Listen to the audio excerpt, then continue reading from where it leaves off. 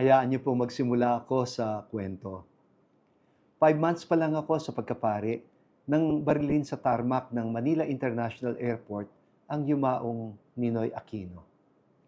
Naging simula na yon ng unti-unting paggising ng mga Pilipino upang umalma pagkatapos ng mahigit na isang dekada ng martial law at diktadura sa Pilipinas. Matapos ang 3 taon, noong Pebrero 1986, naganap ang hindi namin mapaniwalaan noon na pwede palang mangyari ang EDSA People Power Revolution. 3 years na po ako noon sa pagkapari nang manawagan si Cardinal Sin sa mga taong bayan para mapigilan ang nakaambang sagupaan sa pagitan ng sandatahang lakas ng gobyerno laban sa naudlot na kudeta ng mga rebelding militar. 3 araw na nagdagsaan ang mga ordinaryong mamamayan, pumagitna sa pagitan ng dalawang puwersa bilang tugon sa panawagan sa Radyo Veritas ng Arsobispo ng Maynila, Jaime Cardinal Sin, para manalangin at upang maiwasan ang pagdanak ng dugo. Ang libo katao, abay naging 100,000, ang 100,000 naging milyon katao, mayaman at mahirap, bata at matanda, may dalang pagkain at inumin, nakikiusap sa magkabila na ibaba na ang kanilang mga armas. Nagdarasal na sana matapos na ang bangungot ng diktadura at may balik ang kalayaan at demokrasya na walang dahas. Pero ang dumagsa noon, alam nila, kahit isa lang ang baril na magpaputok, magiging simula na yon ng isang madugong sagupaan. Kaya napakalaking peligro ang kanilang hinarap.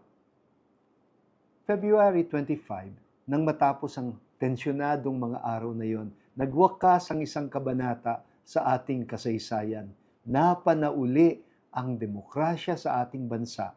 At wika nga ng mga historiador, and the rest is history. Matapos ang 5 buwan, pinadala ako sa Belgium ng aking arsobispo noon, Oscar V. Cruz, upang mag-aral ng lisensyado at doktorado sa Universidad ng Leuven sa Belgium. Tandang-tanda ko pa, unang araw ng pasukan, binigyan kami ng propesor ng pagkakataon na ipakilala ang sarili sa bawat isa sa mga kaklase. Pagkarinig ba naman ng propesor na ako'y taga-Pilipinas, ang sabi niya, you mean to say the Asian country that resolved democracy through a peaceful people power revolution, the Philippines? Sabi ko, yes, Professor. Ay, hindi ko inaasahan ang naging kasunod. Di lang palakpakan. Binigyan ba naman ako ng standing ovation ng buong klase?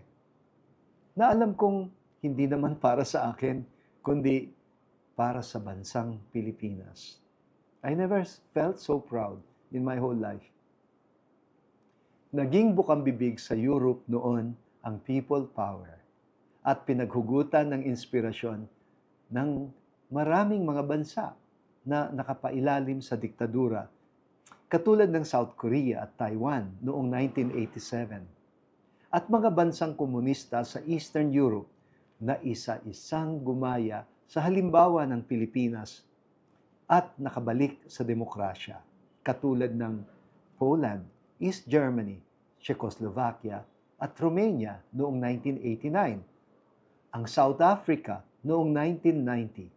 Sumunod pa ang Arab Spring, Tunisia noong 2010, Libya, Syria, Yemen at Egypt noong 2011 at iba pa.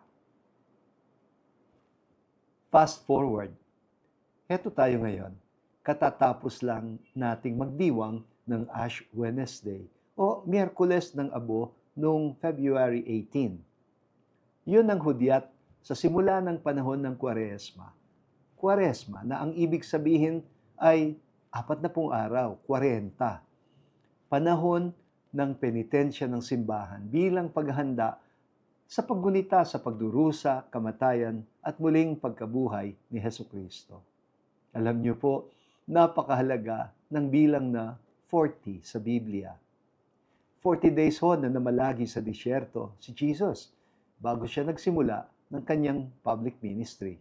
40 days din si Moses sa bundok bago niya tinanggap ang Ten Commandments. At 40 years naman na naglakbay sa desert ang bayang Israel matapos na lumaya sa pagkaalipin sa Ehipto at bago pumasok sa Promised Land.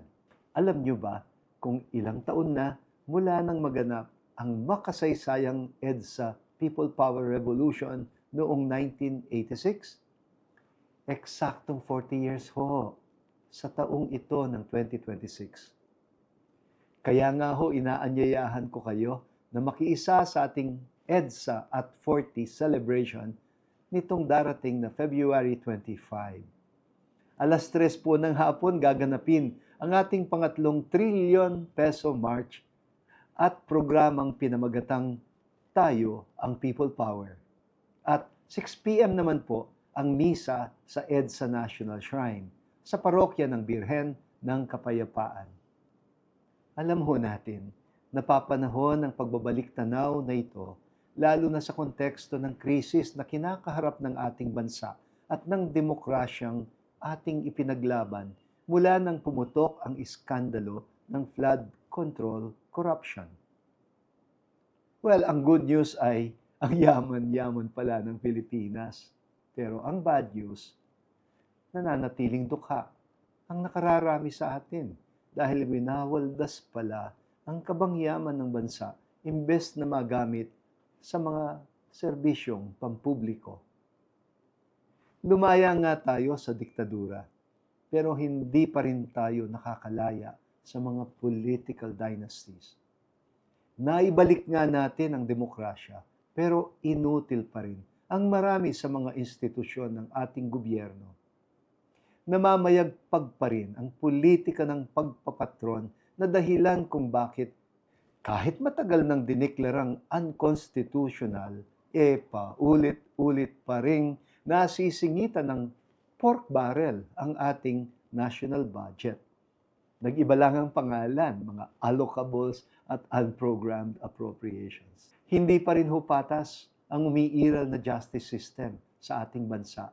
Kapag dukha, kulong kagad, pero ang mga tiwali at kurakot, hindi pa rin mapanagot. Hino-hostage ang mahihirap sa kultura ng ayuda at ginagawang negosyo ang politika at inabuso ng husto ang party list system. Pumalya ang mga checks and balances sa ating mga government agencies. Naging kalakaran ang mga proyektong bukod sa overpriced ay substandard o mistulang ghost projects. Ibig sabihin, ang pinangarap natin sa EDSA ay hindi pa lubos na natutupad. Ito ay isang work in progress. Kaya kailangan balikan ng diwa na nagpasiklab nito noong 40 years ago. Namulat tayo na hindi pala automatic na magbabago na ang lahat kapag binago ang konstitusyon. Hindi pa lubos na matatag ang mga demokratikong institusyon na naitatag natin. Hindi pala sapat na batas lang at mga patakaran ang baguhin. Tayo pala mismo ang unang dapat magbago. Dahil tayo din mismo ang magpapabago sa takbo ng ating lipunan tungo sa isang bansang ang pangakong pag-unlad ay magiging patas para sa lahat. May paggalang sa mga karapatang pantao, sa integridad ng kalikasan, naninindigan para sa kasarinlan, katarungang panlipunan, at kapayapaan. Ay hindi po ito impossible dream.